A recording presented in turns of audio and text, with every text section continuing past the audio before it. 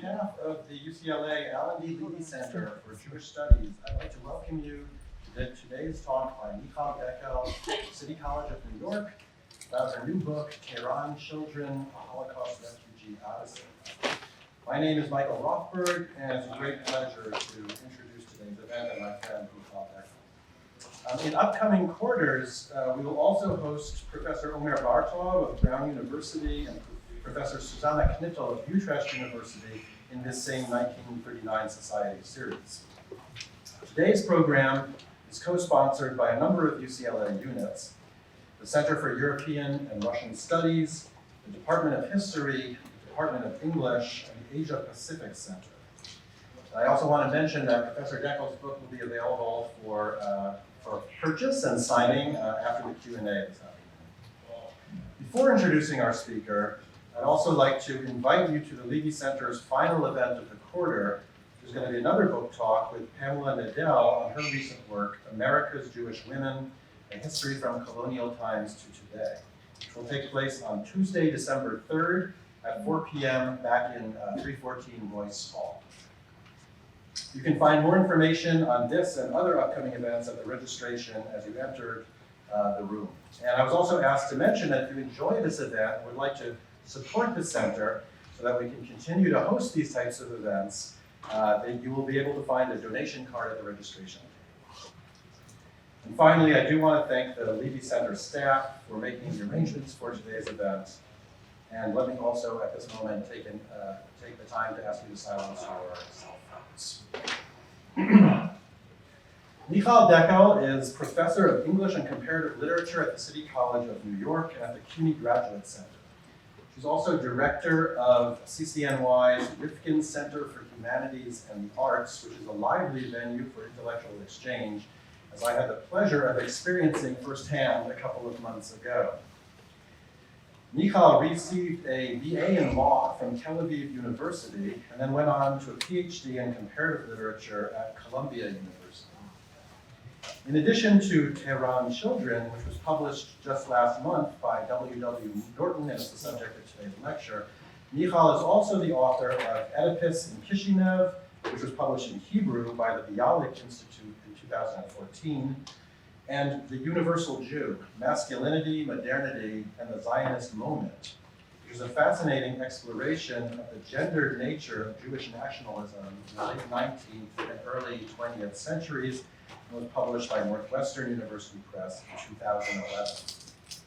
She's the recipient of many awards, including fellowships from the National Endowment for the Humanities, the Mellon Foundation, and the Lady Davis Foundation. She's translated important Israeli authors such as Ronit Matalon and David Grossman in English, and she's published articles on figures as diverse as George Eliot, Theodore Herzl, Jane Austen, and Esra Agnon in venues such as the Journal of Comparative Literature, English Literary History, Jewish Social Studies, and Callaloo. The book that brings us together this afternoon, Tehran Children, is a beautifully written, deeply researched, and moving work that cuts across genres. It is simultaneously a memoir of Dekel's father's journey from Poland to Palestine during the Second World War, a history of the group with whom her father migrated, the so-called Tehran Children, and a kind of travelogue of her own attempt to research and write that memoir and that history. The book's apt subtitle, A Holocaust Refugee Odyssey, is true for each of the strands of that book. Both the writing of the book and the refugee flight it describes so vividly are odysseys, if of fundamentally different sorts. At the core of the book is a relatively unknown story of escape from the Nazis, an escape her father and other members of his family and other Poles undertook after the German invasion of Poland. An escape that passed through Soviet gulags in Siberia, through refuge in Central Asia and Iran, and finally onto Palestine. As Jonathan Brent wrote in his appreciative New York Times review, the events related in Tehran Children form a highly significant chapter in the story of Jewish survival during World War II, a chapter that also constitutes a matter of enduring existential, psychological, and moral reflection. The foreword describes the book as a skillfully wrought bridge between past and present, and Booklist calls it a work of excellent scholarship and a harrowing history, illuminating both the specifics of the past and the universal aspects of the refugee experience. Since the book appeared just last month in October, Mikhal has been on the road constantly, from what I can tell, talking about Tehran Children. So we're really lucky to have her here with us at UCLA. So please join me in giving a warm welcome to Mikhal.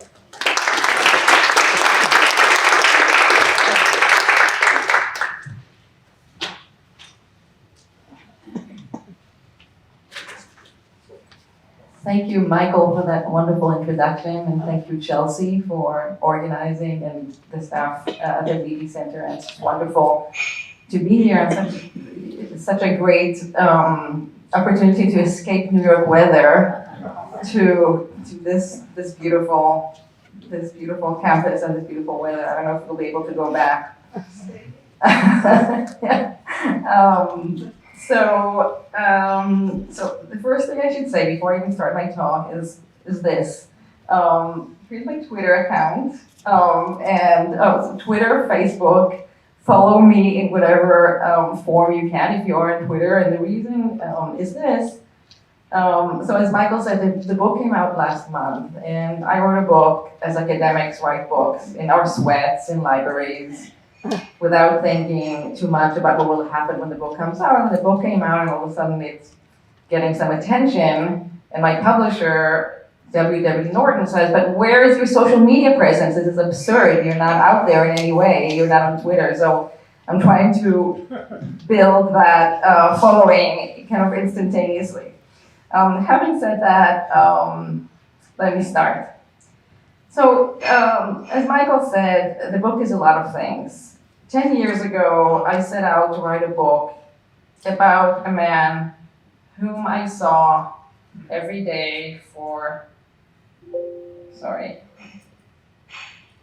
the first 18 years of my life, a man with whom I lived, but about whom I knew very little, my father.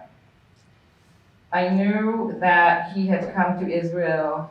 I knew that he was born in Poland, in a town called Rifkind.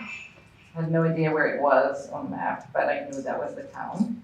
I knew that he had come to what was then Palestine in the middle of the war with a group of children that were called the Tehran Children. I did not think of my father, nor did he present himself as a survivor. I merely thought of him as an Israeli. Survivors were those people with tattoos on their arms. I knew my father as, my father worked for the Israeli Air Force. He was kind of a quiet, slightly depressive, enigmatic person. And, I really knew nothing about his past. He died fairly early, in 1993, from the degenerative brain disease called mad cow disease, with Jakob Creutzfeldt, and it was very, very suddenly. And that year I came here, I started pursuing my studies, I started a different life, I was studying English literature, and I didn't really pursue any research I was writing kind of more theory books, as you heard about my previous books. Then in 2007, so I teach at City College, I'm in faculty end of the year party. I have an Iranian American colleague, and my Salar Abdo, who's a writer, and my colleague says to me, "Hey, do you know anything about Jewish children who were in Iran during the war?" And I, of course, say, well, as a matter of fact, I do. And if you remember, 2007 were the years of Iranian Prime Minister Mahmoud Ahmadinejad, and who was a Holocaust denier. So there were these questions and articles about Iran's complicity with the Nazis during the war, and some Iranian scholar wrote an article in Iran that said, in defense of Iran, and said, "Hey, we were not complicit with the Nazis. In fact, we saved 1,000 Jewish children." And my colleague showed me the article, and I was completely surprised. But I couldn't really answer. I didn't know much more. I didn't even know how my father got there and who brought him and so on. And that was the beginning of this book, really. And this book, which is now 10 years later, more than 10 years later, is now Tehran Children. But the book that I ended up writing is actually not just about my father, and it's not just about these nearly 1,000 children Tehran children who ended up in Palestine via Tehran. It's actually, astonishingly, the story of most Polish Jews who survived the war. In the Soviet interior, in Central Asia, in Iran, in India, in mandatory Palestine, in Lebanon, in Syria, in all of these places. And it's very hard to grasp that. And so I've been, as Michael said, yeah.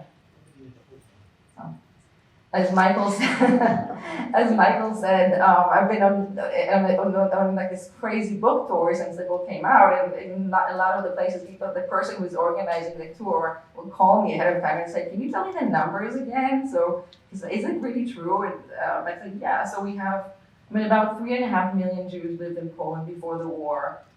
10% of them or so survived. The 350,000. Of this 350,000.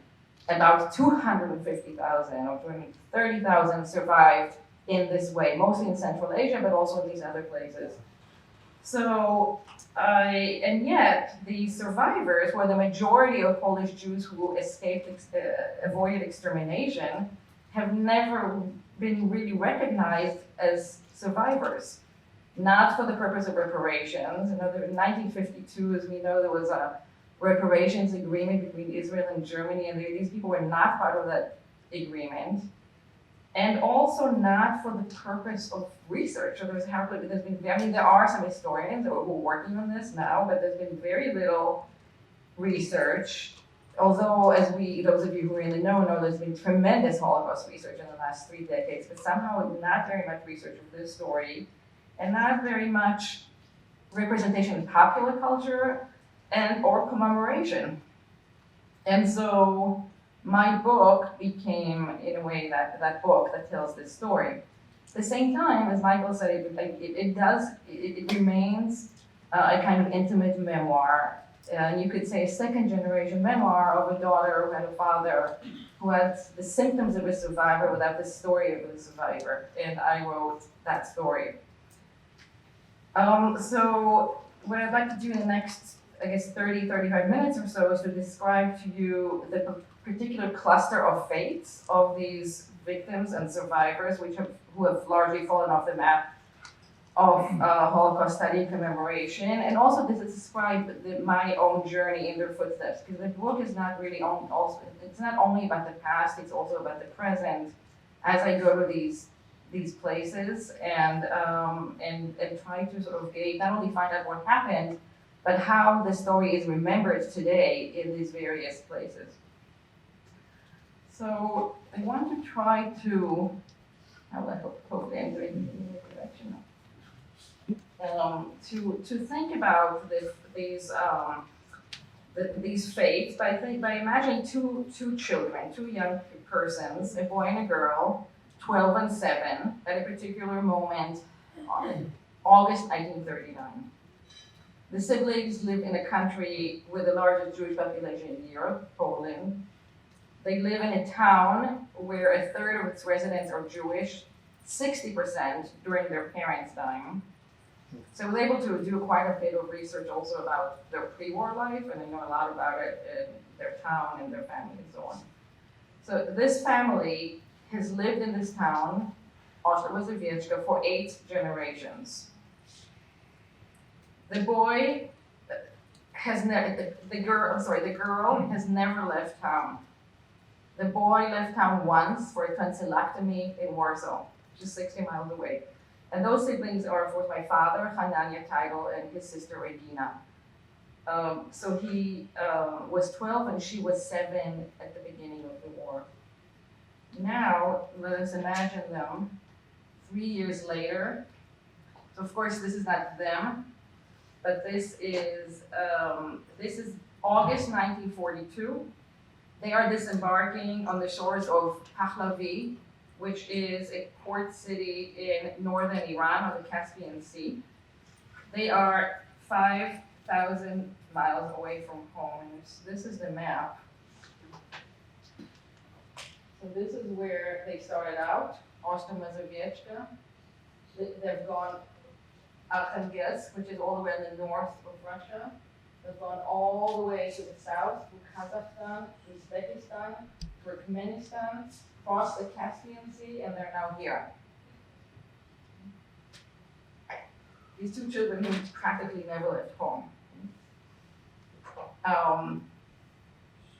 They weigh less than they did 3 years earlier.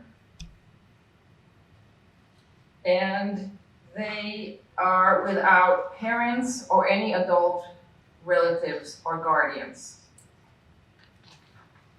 After several weeks, they're taken to what will be called the Jewish Children's Home of Tehran. So this is really, this is a Jewish children's section inside a much, much larger Polish refugee camp in the outskirts of Tehran, located inside basically a former Iranian Air Force base. And this is their camp, these tents in that building over there. And you can see they're very, very young children, the children as young as 3 or 4.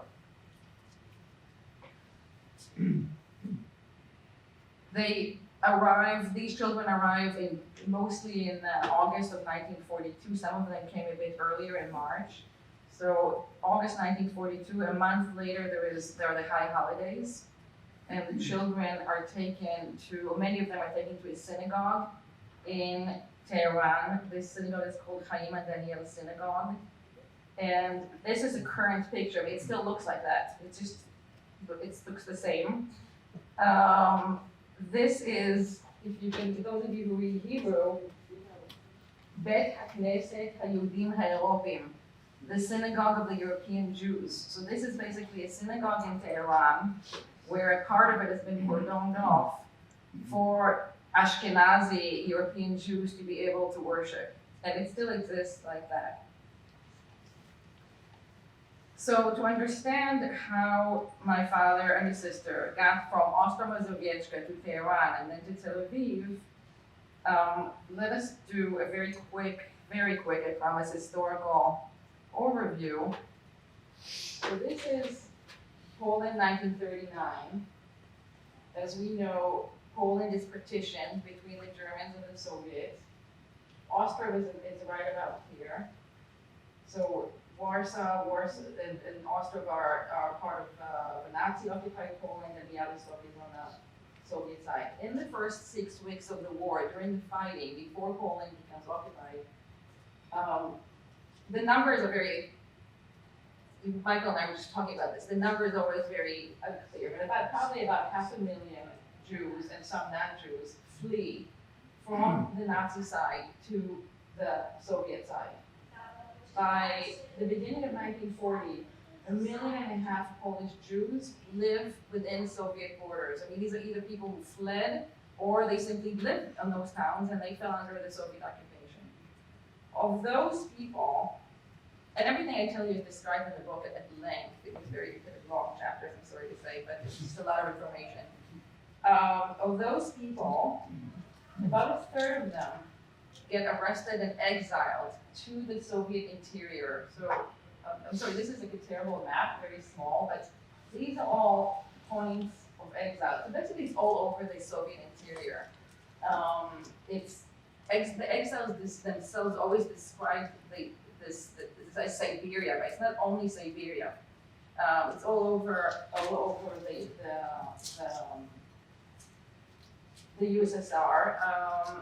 These people get arrested, deported in these red cows. This is, for those of you who've read Solzhenitsyn, these are the cars that he describes. They're sort of boarded up train cars. And the conditions on these train cars are really not much different from the transport to the death camps. And people are put on it, they're boarded up, they're just sent somewhere without any food and with a little bit of water. And many people die right there already in the transports, which could take up to 2 weeks or even more. Once they arrive there, they work in these settlements. So most of the Polish Jews, I mean, there are different types of internments. There are gulags, which are more predatory The special settlements were labor settlements, basically, but very, very harsh conditions, 14-day work days, chopping down trees, and of course these refugees are not exactly farmers or people who ever chop trees. I mean, they're mostly urban people, and the Soviets estimate that 25% of the exiles died there, and if we know that if that's the figure they give, that's a kind of modest figure. So very, very harsh conditions, and then they mostly survive because they get packages with lard, with food from those people who actually remained on the border, right? So if we go back to this map, so basically, let's say a third of the people are deported, and the rest stay right here. They basically stayed in Białystok, in these different refugee concentrations on the border. Now we know that in June 1941, the Nazis, the Wehrmacht invaded the Soviet Union, and somehow fate flipped at that point. The people who remained on the border were relatively safe, who basically are murdered, or ghettoized and later murdered, and the people who were deported are actually end up being saved by their deportations because the Wehrmacht doesn't get far enough into the Soviet interior to kill them. And so in my travels, I traveled to those areas where people were exiled, and those areas are really still very Soviet, even though the Soviet Union is ended, but it's still, right, you would come to a place and they would be two plainclothes people, and they would be policemen, and they would just kind of know that I'm this American professor who's teacher. But wherever I would go, people would know who I was. So I was in a place called Syktyvkar in Komi, in the Komi region, where there are tremendous amounts of exiles. And the UN was there, so they called me and they said, can we interview to a radio station, local radio station. And I was interviewed by this really lovely and smart young woman, local woman. And of course, in those areas, everybody is a descendant either of an exile, I mean, either their parents were the perpetrators, were the guards and so on, or they were exiles. I mean, there are very few people who are actually natives of those lands. So this woman's family were also exiled, and she said to me at the end of the interview, she said, well, I want to ask you, what do you think about Stalin? And I said, well, in my story, Stalin is like the relatively good guy because those deportations were better than Treblinka. And she said, and I kid you not, what's Treblinka? Which also shows you, what we assume people know and don't know, and how different it is in different areas. So these people are saved by their deportations, and not only are they, and yet provided that they didn't die from the conditions that they were living under, and they're also released. They're released from the settlements. There was by special amnesty, and the idea was that Polish citizens would join the Soviets in fighting the Nazis. So they would form their own army, which would fight alongside the Red Army. So these people are mostly released, and I say mostly because, again, as I found out when I go to the place where I went to these places, yes, there was an amnesty, but there was no, internet where they somebody had to tell them that they're released, and sometimes a commander would say, I'd rather not tell them because I need my workers. So in some instances they weren't released, but most of them were released, and they continue on to Central Asia. Really, Central Asia is another deportation. This is my grandfather's deportation card. And this is another thing that I didn't understand, because I interviewed a lot of people, refugees, and people would say to me, yeah, my dad wanted to go to Uzbekistan because I had asthma and they wanted to be in dry weather or things like that. But really, no, this was the Soviet Union. It's not that you could just decide, I want to go somewhere where the weather is dry. And so really, you would be told you have to go to this and this kolkhoz, to some, like this Uzbek family, and you had to go to the Uzbek family, and the Uzbek family had to take you with. So But still, it was not an organized deportation, and people also wanted to go there. I think they wanted to flee as far as they could and so on. This is Bukhara in 1944. So basically, most of the Polish Jewish refugees end up staying in Central Asia for the duration of the war. They're actually holding a Yiddish paper. Uzbekistan becomes, and especially in 1942, it becomes a kind of basically a land of Jews and Muslims on some level, because you have the Jewish refugees, you also have Jewish evacuees, which are the people basically that the Soviet government is evacuating from Moscow, from the cities to Central Asia, thinking that the Nazis will get there. And so, for example, the Moscow Yiddish theater is evacuated from Moscow to Tashkent, and in Tashkent they do productions of Fiddler on the Roof in Uzbek, and they do productions of Uzbek plays for exiles and locals, and all kinds of really interesting things happen there at the time. But at the same time, the conditions in Central Asia are very, very bad. Actually, in some ways worse than settlements, because it's very hot. There's tremendous disease, and there's a war. Soviet Central Asia becomes the labor, what they called the labor front of the Soviet army, which means their food products are confiscated to feed the army. Confiscated, not like 95%, but like 100%. Basically, I think the idea is that they will die, so the army will have food to fight. And so when there's a chance for some Jewish parents to send their children to evacuate them out of the Soviet Union to Iran, together with a Polish army in exile that's formed in the Soviet Union, my grandparents decided to do it. And this is a very difficult moment, and I describe this moment in the book. I actually I recreated it because I was kind of able to find exactly where they separated, and I kind of, in a way, I kind of acted out as I tried to do in other parts of the book. I mean, obviously, it's very hard to, you can't really recreate those things, especially when you're traveling as quote unquote an American professor on a grant. But it was very, since I've read so much about it, that I knew that this was possibly the hardest moment. And again, if you think about refugees or migrant children today who are separated from their parents, this is really, when you're a child without adult guardians, you're very vulnerable and in danger even. So, my grandparents decided to do it, and other people do as well. And the children leave, and my grandparents stay for the duration of the war, as many other people do. And so the situation in Central Asia becomes a little bit better later on. I mean, the American aid comes in through the land lease agreement, and many people survive there.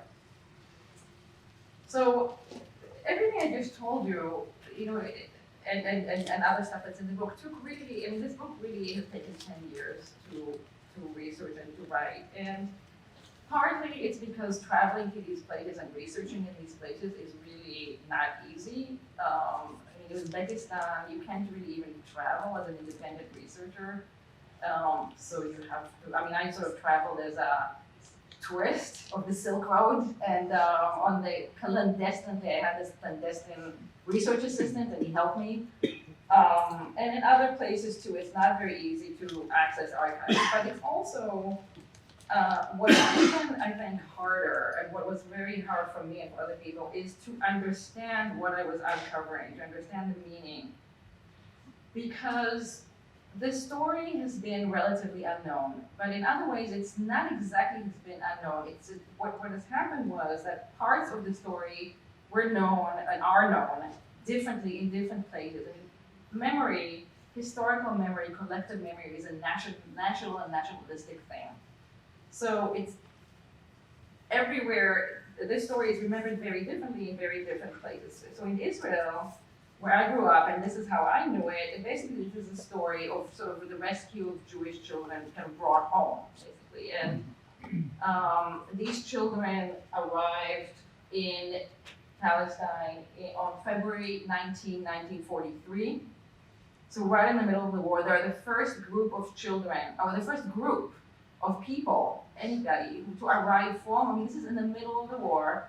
The local population still doesn't exactly know what's going on. All of a sudden, these children arrive in rags, a group of children. People went mad. I mean, the schools were closed. Local children were standing, like throwing candies at them. The cover of my book is taken from that. The adults were standing with signs that said, "This is why we need a Jewish state." And if we, I read memoirs of Israeli politicians who say, "This is the moment where I sort of became a Zionist. This is the moment I understood that this is why we need a place for refugees." And people are screaming names of relatives of these children. Like, "Did you see so and so?" They still don't know what happened to their families. So there's just they received Henrietta Soul, who the founder of Hadassah, is in charge of youth immigration, and she takes them on, and they're really celebrated in Israel. This is my aunt, Regina, and as you can see, she doesn't look exactly that happy. So there's a kind of gap. I mean, these children are, they've just gone through this ordeal for 3.5 years. Many of them actually don't know Hebrew. They don't necessarily come from Zionist homes, and they're still very anxious. This is kind of taken on the same day from within the train. Now, in Poland, this story is basically known, and Poles. I published a piece in Foreign Policy. And in the piece, I wrote something like, "This is a relatively unknown story." And immediately, I started getting like a flurry of Twitter messages from Poles that said, "No, it's not unknown. We know the story. This is the story of what the Soviets did to us." So it's really for the Polish imagination. This is a story of the deportations of kind of Polish aggression. I mean, Soviet aggression against the Soviet Union. Now, this is at the same time, it's a story of Christian Poles, right? So as you can see, this is the memorial. This is in Warsaw. This is the memorial for the monument to the murdered and fallen in the East, and as you can see, it's a monument full of crosses. There is actually, you can't see it, but there is a little tiny Star of David inside there. And so in some ways, this is a kind of we know that there are questions of competing narratives and memory in Poland today, and this is a kind of this is kind of something this is about skewed proportions, right? I mean, it's really not reflective exactly of the makeup of the refugees, to put it mildly. So this is on the Polish side. Of course, also on the Poles don't talk very much about what happened after the Soviet Union, because most of them were actually evacuated to Iran and other places, and mostly, and I'll talk about it a little bit more in a minute, to Palestine. So actually, so few Polish Jews are evacuated to Palestine, but most Polish Christian Poles are evacuated to Palestine. So in Palestine in 1943 are something like 100,000 Christian Poles, and this is a Polish high school in Tel Aviv in 1943, and there is a lot. I worked in an archive in London, the Sikorsky archive, which belonged to the Polish government in exile, and there are a million receipts there of what people did when they were studying opera. They're taking opera lessons with German Jewish refugees who are in Jerusalem. They're studying at Hebrew University. They're writing memoirs. And this is a Polish high school in Tel Aviv, which also has some Jews in it. And I interviewed some of these people as well. And it's very, very interesting what they have to say. I mean, they have very positive memories. And they remain there until 1947. So pretty much until the end of the British mandate over Palestine. When the British leave Palestine, the Poles also mostly leave Palestine. So this part is not at all sort of talked about or known in Poland. Of course, in Russia, there is very little there's no official memorialization really of the deportations. There are like these kind of ad hoc grassroots memorials like this one. In Iran, there is a Persian documentary called The Lost Requiem about the exile of Polish refugees to Iran. And in fact, my colleague Salar was able to interview the director, and they didn't really know that there were Jews among the Poles. But in fact, this is the grave of a girl who, I mean, you can see how young she was. And this is in Tehran today. So basically, in the Jewish cemetery of Tehran, there are many graves of Polish Jews who were exiled there and who died there because they're in very bad condition. So my book became the book that, in a way, sort of married all these archives together. I don't know, maybe it's not the best marriage, but or connected them in some way to tell the whole story. And my book attempts to cross between them and in some ways to tell a kind of global history of the Holocaust. So it's a very different history of the Holocaust than we usually know. It involves these complex geopolitical relations. And it's the story of my father and these refugees, but also of the Soviet Empire and the British Empire and the Persian government and Persian Jewish community and the Jews of Palestine and the American Jewish aid organizations and so on, all connected into this book. So once I was able to, in a way, shake off, when I was able to kind of, in a way, shake off my loyalties in some way and kind of really try to follow the story as truthfully as I can, I understood a few things about my father and about these refugees. The first thing was just to understand the sheer magnitude of it, the sheer suffering, the sheer everything. My father never spoke about this, and as I said, in Israel, at least the subtext was these were the lucky children who were saved, and yes, they were lucky only in a story where the only lucky is to not die. But this was a very horrible, difficult journey of very arbitrary path of suffering. The second thing that I understood is, and when we think about refugee stories, we think about refugees going from point A to point B. That's kind of how I thought about it. I almost had this fantasy of my father sort of being almost airlifted from Poland to Palestine with like a stop in Iran. But really, refugee story is about escaping something. It's not about being away, it's not about going somewhere. And every point of transit became an end point to many, many people. So as I said, some people stayed in Siberia, some people chose to stay in Siberia because even if they were released from settlements, because let's say they had small children and they said, it's a war, or where are we gonna go? Maybe somebody said to them, take a cow. And I said, okay, we have a cow, we'll have milk, we'll survive, we'll just stay here. And then they got caught behind an iron curtain. They became Soviets, Russian people. People stayed in Uzbekistan. I mean, I interviewed this woman. It was exactly like kind of my father's age. She came exactly in the same way. But in Uzbekistan, she met a guy. This is how it often happens. She met a guy, an Uzbek guy. She was working in a factory. And she said, and I asked her, why did you stay? She said, I don't know, I didn't have anybody. My mom died on the transport. My sister died here, and he was a good guy from a good family, so I stayed here. And she's still in Samarkand today. When I asked her, how would you summarize your life? I mean, she was, she's blind, and she was sitting there. She was sitting in this kind of how the sword was running kind of outside, and she said, it was a good life. It started out very badly, but it ended up being okay, which is again sort of, shows you what happened to people. And then of course people stayed in Iran. So this guy, and actually the book came out in October, and I'm getting more and more emails from people who were in Iran or who were born in Iran, whose mothers married Iranians and so on.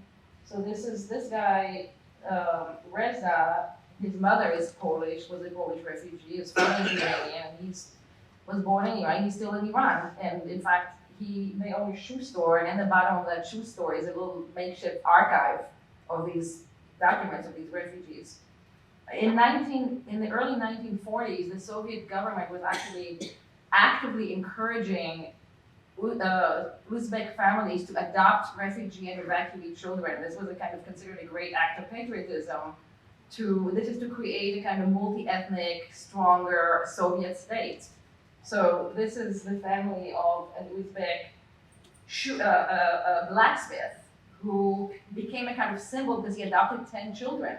And these children, some of them, there's a Jewish child, there's a Korean child the Koreans were also deported, and other children of other nationalities. So those children became Uzbek children. And so that the question of identity, I think, is important in my book.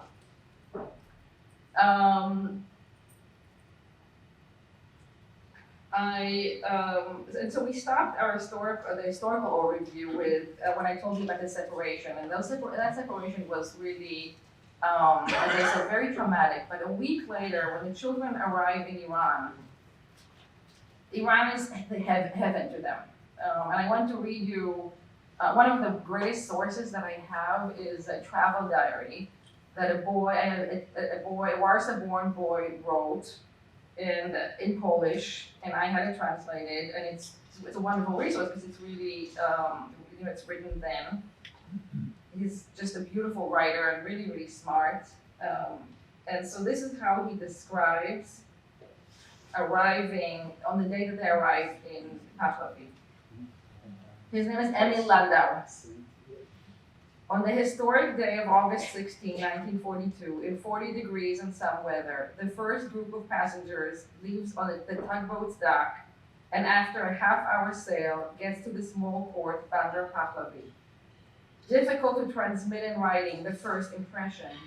Each one feels as if he's born again, has come to a place out of this world. The port's waters are littered with colorful boats. The surroundings are mowed lawns and flower beds. Rows of impressive Chevrolets and Studebakers wait for transport, and everything seems good and beautiful. Everything smiles together with the Persians, who gaze at us with pity. Now, does somebody know where those Studebakers and Chevrolets come from? US. Exactly. So this is the beginning of the land lease agreement. It's the beginning of the U.S. aid to the Allies. That aid, in large part, is sent in the form of trucks. And so then the trucks, many of them are shipped to Iran. So you have these Polish children, including my father, his family owned a brewery, and they had Studebaker trucks in the brewery. So they're like in Iran, and only they see these trucks, and it's all very kind of overwhelming and strange. Now, Iran basically is the first place they arrived in 3.5 years that has bread. Iran in 1939 was neutral. So it was a neutral state with strong ties to Germany. German engineers were working and modernizing Iran in the 1920s and 1930s, and with Hitler's rise didn't really stop that. So Iran in the beginning of the war, the first 2 years of the war, is this very strange place, very split place, maybe really not unlike today in the way Iran is. It has ties to Germany. It has pro-Nazi Shiite clerics. It has a racist magazine, but it also has German Jewish refugees. So Iran lets in German Jews, starting with the rise of Hitler. I mean, quite a few of them. Basically, as far as Iran is concerned, as far as the Iranian government is concerned, they're just German, and they can help Iran. So they develop certain categories: engineers, doctors, musicians, and those people can come, and they do come. And so you have a German Jewish, Austrian Jewish population, refugee population. You have Iraqi Jewish refugees in Iran, you have Jewish refugees from the Caucasus, and now you have Polish Jewish refugees who come as well. After the German invasion of the Soviet Union, the Allies basically invade Iran. They're sort of afraid that Iran will tip to the German side and that they need the oil and so on. So at that point, the Allies control Iran, more or less control Iran. And this is the Iran that my father and Milando and these refugees come to. And it's a very interesting place, and I describe at length what happens to them. The Persian Jewish community helps take care of them. There are like these amazing anecdotes, like for example, the older children are taken to see The Great Dictator in a movie theater in Tehran. Can you imagine? And eventually, but the children are in this camp, which ends up being basically run mostly by Hashomer Tzair counselors. So these are socialist Zionists. This is my father, the one with the hair, which makes me happy because the children had lice and all kinds of horrible things, and many children died in Iran as well. And they were hospitalized in Iranian hospitals and so on. And eventually they are taken to Palestine. Now, as you can see, I'm not going to talk about this part too much, so you have something to read in the book. But as you can see, the distance between Tehran and Tel Aviv is extremely close. You can actually drive in like 48 hours or so. But the problem was Iraq. So this is 1943. This is already at the height of the Jewish-Arab conflict in Palestine, and Iraq, the Iraqi government says, we're not going to let Jewish children cross through us to Palestine. And you have the intervention. Eleanor Roosevelt intervenes in this and tries to lean on the Iraqi prime minister, and they say, we're very sorry. She says it's a humanitarian case. These are children. She says, we'll be happy to keep these children in Iraq if you pay for them. We're not going to let them cross. So they end up having to take this crazy route through Karachi, where they stay a couple of weeks, and where there are other refugees, through the Indian Ocean, which is completely filled with German sea mines, and they're being bombed. I mean, this is a very, very harrowing. They basically take this journey aboard a British warship. Children aboard a British warship, and then through Aden, the Suez Canal, Egypt, and then into Palestine. How they got there, like I said, I'm not going to say too much, but I'll give you a hint. So these guys here work for Solel Boneh. Solel Boneh is a kind of construction brigade based in Palestine. They work for the Anglo-Iranian oil company. And again, you have to remember, after the German invasion, everything shifts. So now, once the Allies invade Iran, the Germans are out, and all of a sudden there's a vacuum. Who are going to be the engineers and so on who will work here? And basically Churchill says, well, we have these engineers in Palestine. They're going to bring, and so these guys come to work in Iran, and some of them work for a clandestine Zionist immigration organization that helps bring these children to Palestine. In fact, the organization that they work for is called Mossad Aliyah Bet, and it's really the kind of germ of Mossad as the Mossad that we know today. The Joint Distribution Committee, Jewish aid organizations, also come to Iran to help to provide aid. And when they come to Iran, both the Zionists and the Americans, when they come to Iran, they don't leave after the refugees leave. They stay there. These are packages that are being shipped. So Iran, basically Tehran becomes the base from which packages are being shipped to the refugees in Central Asia and in the Russian interior. these are these packages. And this is my father in kibbutz and Hamot, where he grew up. So the Tehran children arrived in Israel. They became, even though, as I told you, they were celebrated and so on, but very quickly they became the kind of subject of intense political wars between the different parties and groups that wanted to adopt them and to have them and to educate them and make them their lawyers. So especially between religious and non-religious. So my father and his sister were sent to kibbutz and Hamot. Very quickly after they were sent, a relative showed up and said, no, these children grew up in a religious home, they belong to a religious institution, and it became tremendous wars. In fact, there was cartooning in Haaretz, in the Israeli paper, or a Hebrew paper, that featured a boy and a girl and former refugees, and the girl is crying, and the boy says to the girl, it's okay, Sarah, we survived our haters, we'll survive our lovers too. Now I'm thinking we need to have the cartoon here. But my father, as I said, grows up in the kibbutz and becomes an Israeli. And of course, we know that they become in 43, 48, they'll already be fighting. These boys are exactly at army age, and they fight. And in fact, the boy, the diary that I read you, Emil Lando, the boy who wrote that diary, dies in 48 in the war. This is really horrible.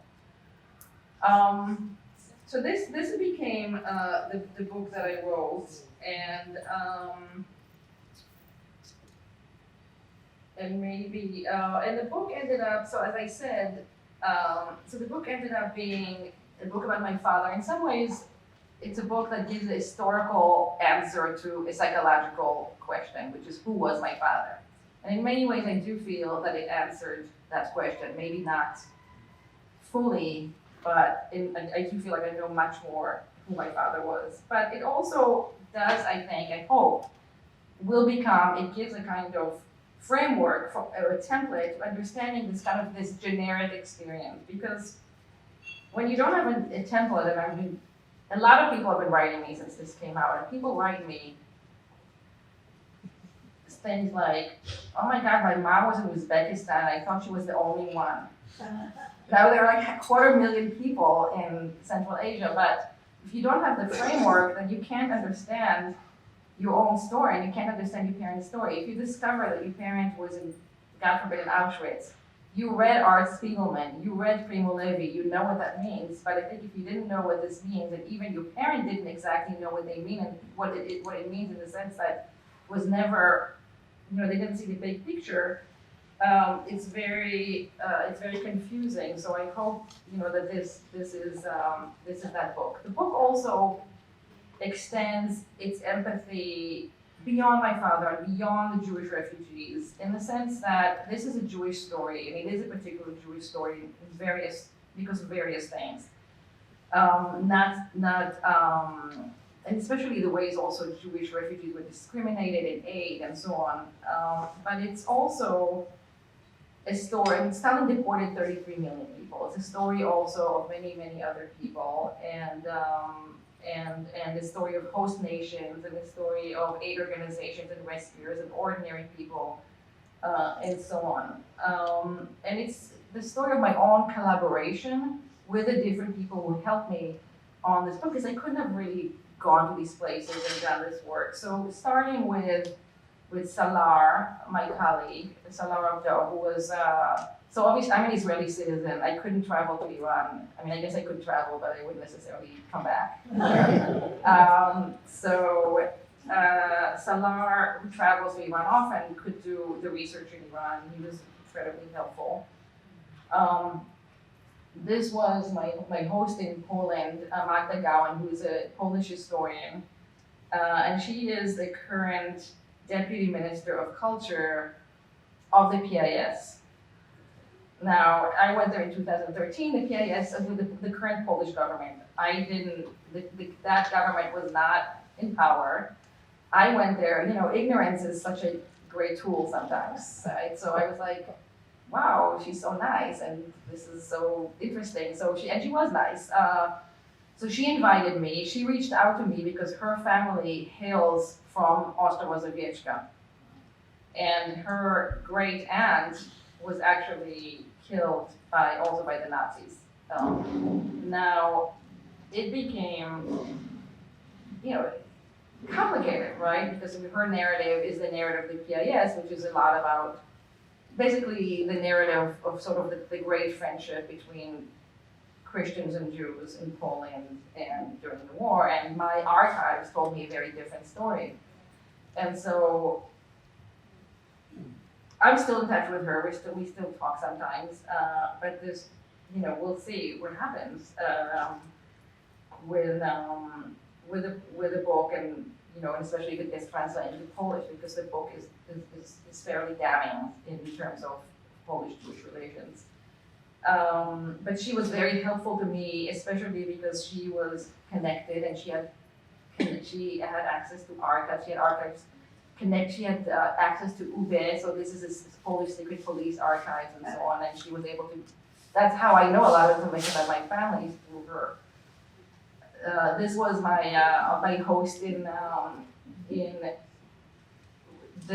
Russia, who was a kind of mini oligarch person who had no connection to this story.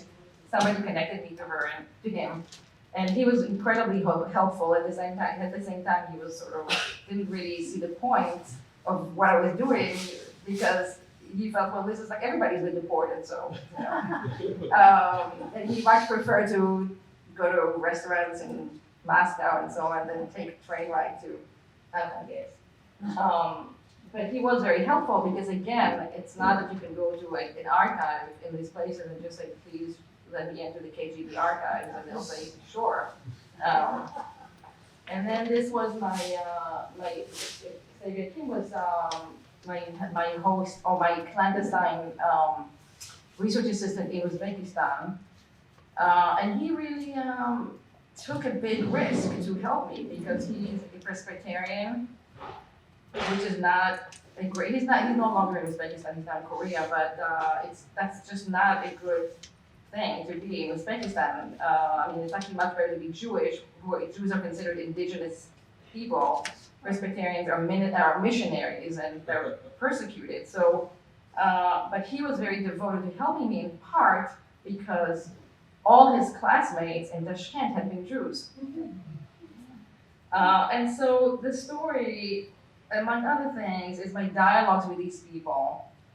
And these are dialogues that are very exhilarating and very complex, because somebody helps you with your research, but they have their own story, right? Every single person has their own story of exile, of victimization, and so on. And those narratives sometimes can clash. Iran and Israel today, that narrative can clash, or Poland and the Polish Christian and Jewish narrative, and so on. So some of the book is about, I don't pretend that it's a kind of We Are the World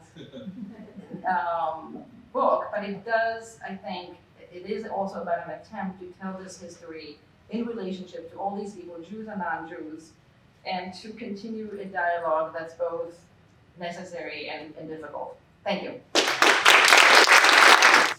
I've been studying and thinking about the Holocaust for many decades now, and I knew nothing, absolutely nothing about this story, and so that's really also an incredible thing. And it's really a global, what you're doing is really telling a kind of global history, not the whole globe, but a very much a transnational kind of global history. I'm wondering, maybe just as a first question, and it's a bit of a speculative one, the book just came out. I know, talking to you earlier, that don't yet know where it's going to appear, what language it's going to appear, but it obviously has a lot of potential to speak to people in a lot of very different places. And I wonder if and this gets to what your concluding remarks, but I wonder if you've had any thoughts about the potential reception in different national contexts, what you expect, what you hope for, what you could imagine. Thank you. This is a political story. It's not just because I don't think it's possible to tell this history without getting into the politics. and you know, just to your first remark, it is really an unknown story, and it's so unknown that even the Holocaust Museum in Washington D.C. doesn't really know a lot about it. I mean, they had the materials in the archives, but it's not necessarily, it hasn't been told as a narrative, and they're going to be doing an event. They and the Smithsonian are going to be doing a collaborative event in, I don't know, May or June for the book, and I also have been in touch with them to start collecting these materials, because people have diaries and letters and so on that they just had them and they haven't given them to anybody. So that's the first thing. You know, I was very, I mean, I'm hopeful that it gets, I think the book is already speaking to a lot of different people, including people who, I mean, a number of people have told me, for example, that this is the first time they understood the refugee experience, just in general, the refugee experience, not Jews, not Holocaust. Somebody else, they gave a talk somewhere in, it was at Cape Cod. The guy who introduced me said, "This is a book about a woman who goes to amazing places. It's really about, it's unbelievable that you were like a woman alone who went to these places," and so it was all about that. I don't know exactly where this is going to go. I was very nervous about the polls, frankly. Again, because I ended up being, you know, unwittingly in the company of really sort of Polish conservative historians who now they're the kind of intellectual basis of the PIS and what the PIS is doing now. And Mikhal Dekel, my friend, is really at the forefront of that.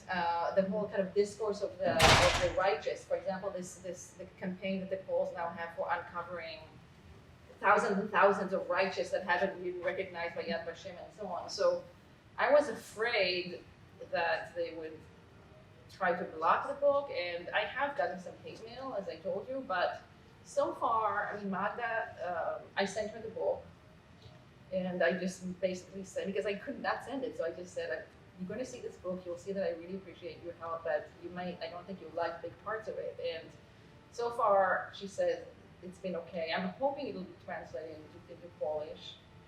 And as we know, these are divided countries. Actually, all of these countries are divided countries. So in Poland, certainly there's a big part of the population who doesn't subscribe to the government's narrative and would like to read the story. So we'll see.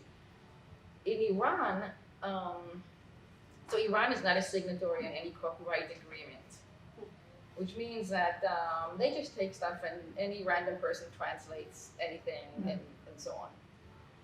So as Salar, my friend, said, you know, let's try to maybe identify ahead of time a reputable press and have them, you know, even though of course they're not going to see a cent from it and so on, but I mean, I would like it to be translated and published in Iran. So we'll see. I mean, the danger is, I guess, that again, because there's no copyright agreement, they'll take out all they'll just make it into kind of a different kind of book. But I'm hoping it will get translated in Iran. In Israel,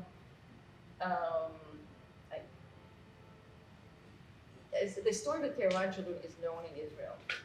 There is actually a documentary called The Journey of the Tehran Children, and it's a beautiful documentary. It was made by a very good filmmaker, Bialik Institute. But it's told, again, ultimately, it's the rescue of these children. It doesn't do what my book does. And I hope that they'll be interested in that. So these are the countries that play a part in this. There is interest. I mean, I'm going to be in London next week, and because the book has just came out in England, and I've had a few interviews, and I'm going to actually be doing something at BBC, and they are very interested in the British part of this, because the British play a part in this in all kinds of indirect ways, including this last part about the ship that transports the kids, but also, you know, one of the reasons, and there's a big question of why the Polish Jews were not allowed to leave Central Asia, right?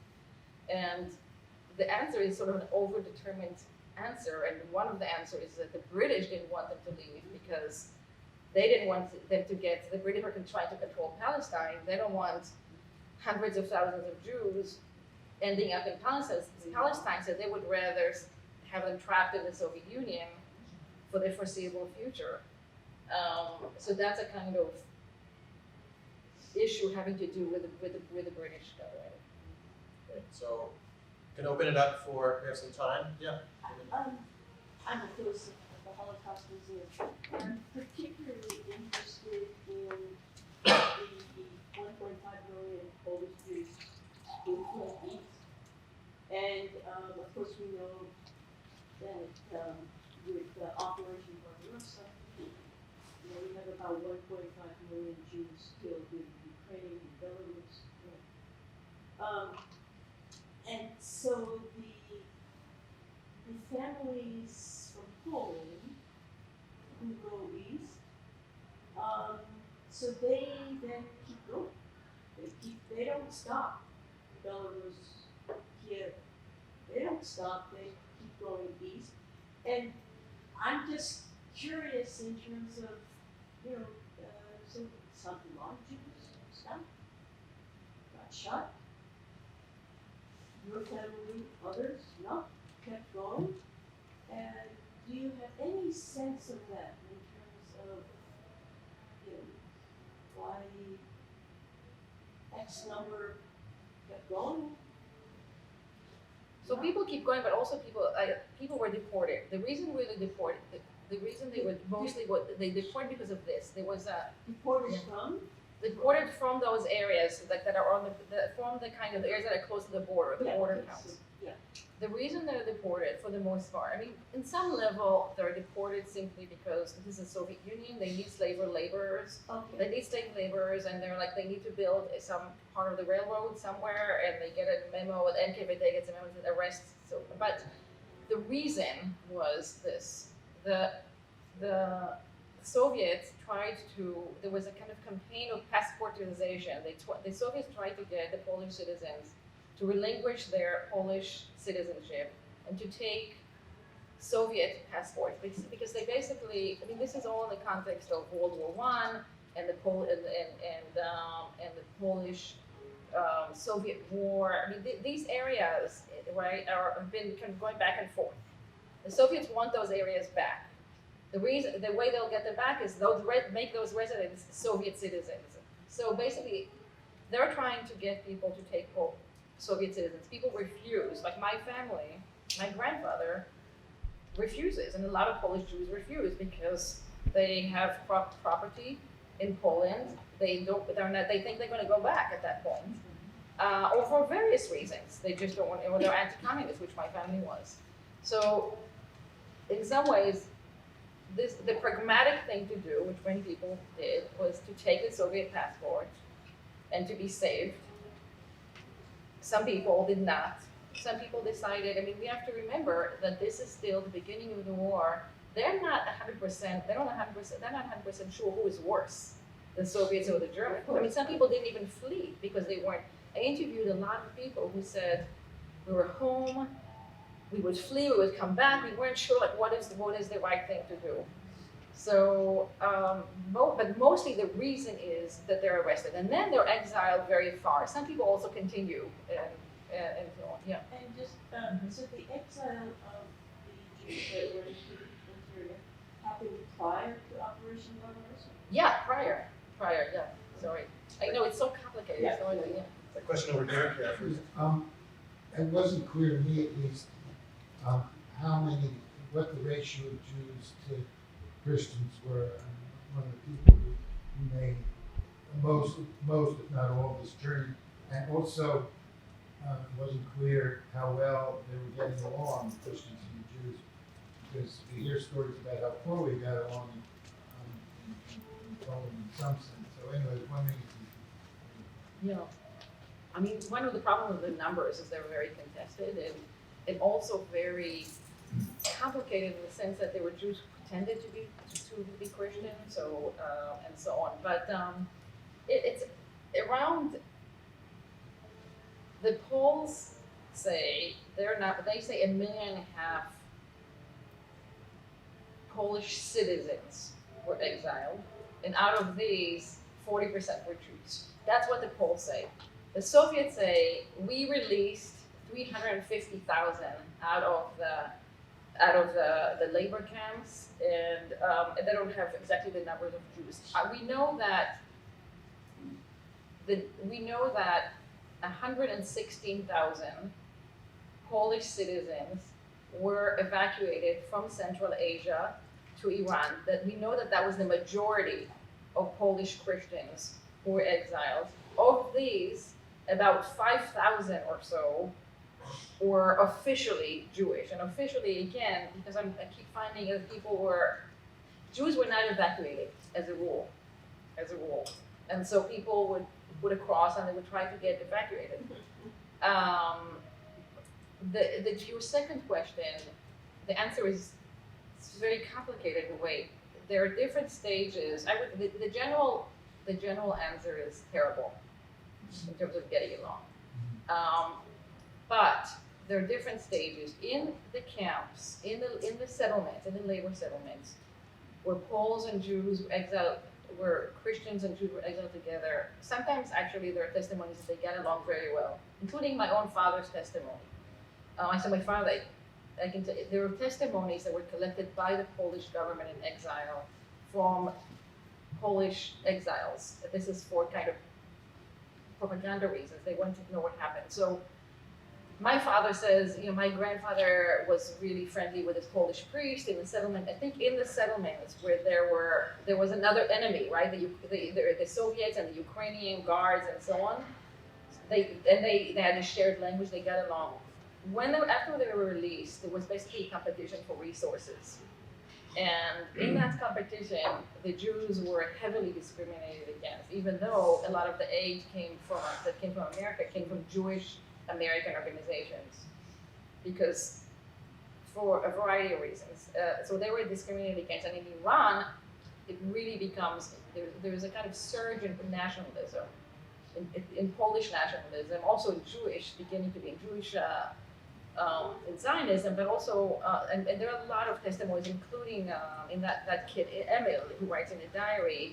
They're in this huge Polish camp, right? And they go to, the kitchen is really far from those tents, so they have to go and fetch the food. And he says something like going to fetch the food takes like 50 kids because they're like throwing stones at us, and there's a lot of hostility. However, once everybody gets to Palestine, things are a lot better. And so whether it's because the idea is now Jews will have their own country and will not return to Poland, or whether it's because the Jews in a way are now the hope, because these people, the Christians are very much, they don't really interact with the kind of Palestinian part of Palestine. They're mostly they're hosted by the Jews. There is just all of a sudden, I think the tensions really are just really not hardly there anymore. There are these poetry readings of Hebrew and Polish poets. Polish poets who were part of the Polish army are doing readings in kibbutzim, and so on. So it's it's somewhat situational, but it's not a good story in terms of Christian. And I think that's why I think I'm a little worried about how it'll be received in Poland. So the woman, yes.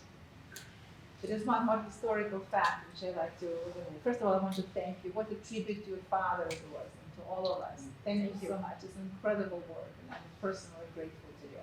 Thank you. But here's a little historical fact about deportation of Jews from Białystok back east. Because in 1939, as you know, the Ribbentrop-Molotov Pact and Poland, and so Russia and Germany were friends for 1 year, and Polish citizens were the enemies. So they were deported as enemies. But in 1941, when Russia went against the war with Germany, all of a sudden the enemies became friends, and that's why they released them.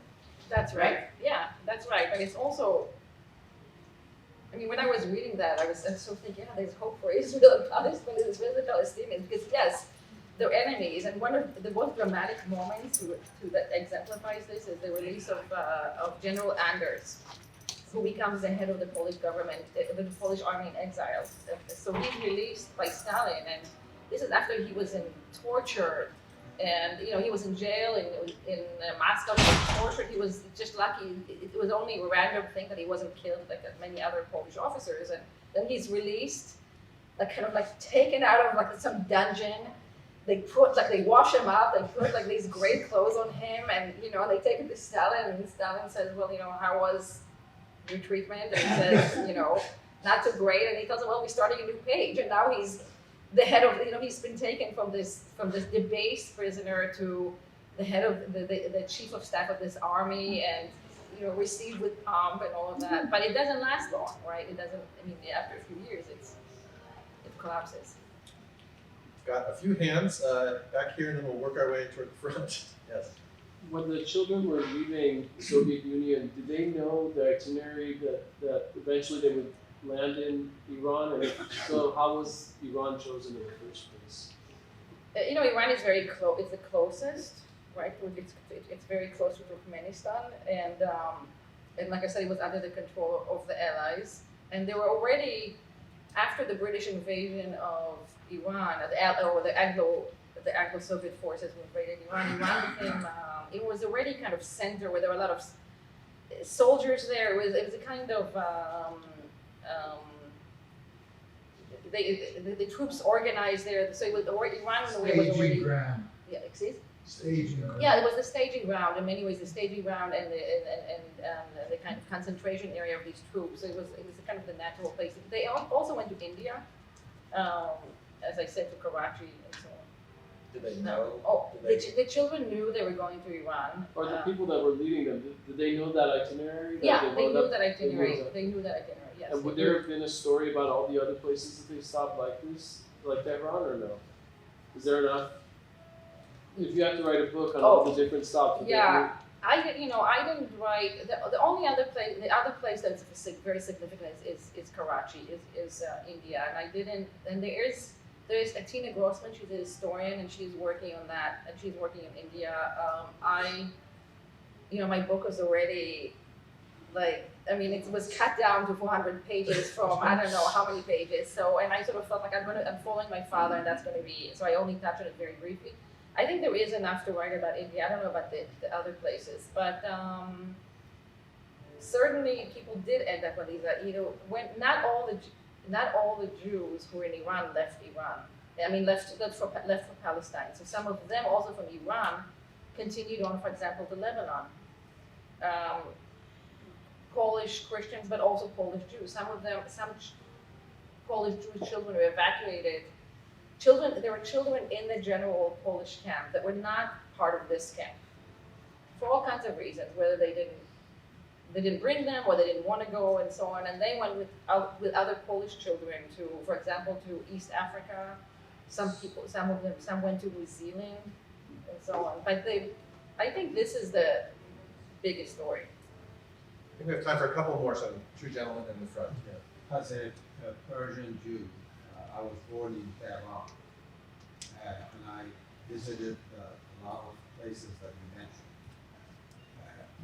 When I went to Uzbekistan, I found out that Uzbekistan was two famous cities of Samarkand and Bukhara for centuries under Persian rule, and there were a vibrant, significant Jewish settlement since the Babylonian exile in Bukhara and Samarkand, and they were ministers to all the rulers, including the famous Timur the Lame.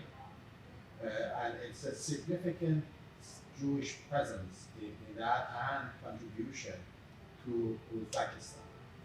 And the second thing I want to mention is that the Shah at the time, which is the father of the Shah that left the country, had a very favorable attitude towards the Persian Jews. And there are a lot of stories about it. I don't want to go into it. But he was the one who let the Jews come out of exile and put them in the different ministries, another thing, and he's famous for being really like a Jewish king. And because of the political reasons, that the Allies wanted to use Iran as and name it as a bridge of victory to get the supplements to Soviet Union. They brand him like he has some affiliation to Hitler, which is not true. Or it's true that all the engineers were there, German engineers for the railroad and so on and so forth.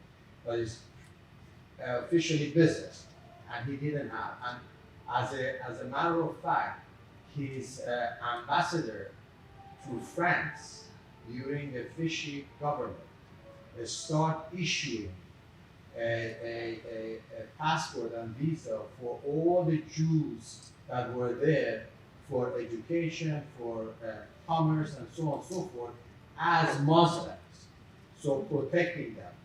And that was under the sanction of the Shah. Thank you.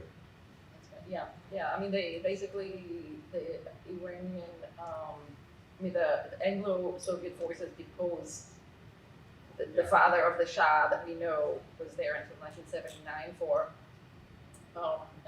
and they appoint his 23-year-old son, who becomes there. But that 23-year-old son too becomes affiliated, let's say, for example, with the Zionists, the people, those representatives who come from Palestine in 42, basically stay in Iran, or some of them stay in Iran, and they begin to do some work with the local population, and they form connections with the Shah, with the son of the Shah, and so if in many ways one of the most astonishing things, and this is, when you think about refugees, we think what happened to the refugees, but refugees change the places they come to, and so because they came there, they started to happen, and in many ways Israeli engineers replaced the Germans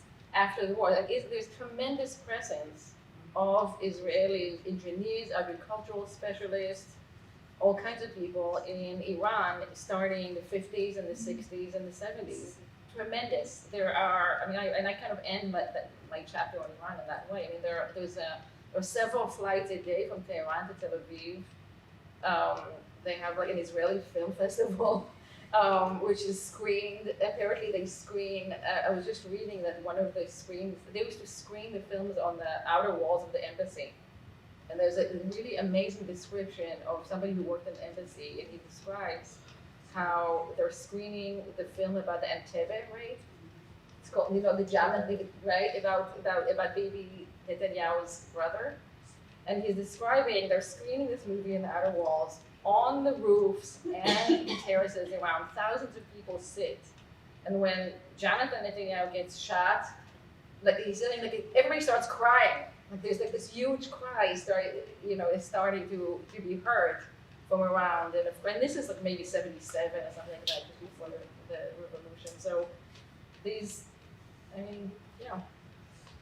very complex geopolitical things, as exactly you say. Last question. I was going to ask you a question about Uzbekistan, but the gentleman, as a former student at City College of New York, how did you make it in New York? You traveled so far, many places. So I have to say that everywhere I go, every talk that I've given, I think there is some alumni of City College. It's so moving to me. I was actually just telling the president of CCNY, I was just telling him this. I came, the honest, even though I came to New York to study and everything, the honest answer is I came to New York for vacation.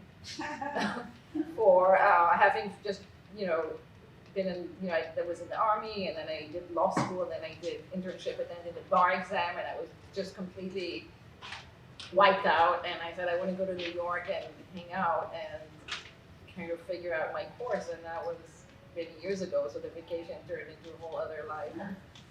Maybe a little bit like these refugees, right? You come to a place, you meet a guy, and things happen. So,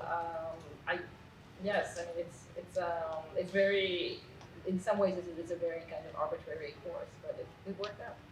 A few years later, you ended up in Berlin. Right. With all the other Right. Israelis.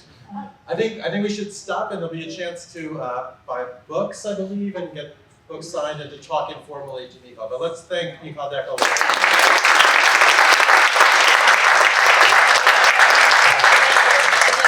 Feel free to reach out to me. I'm very, I can even find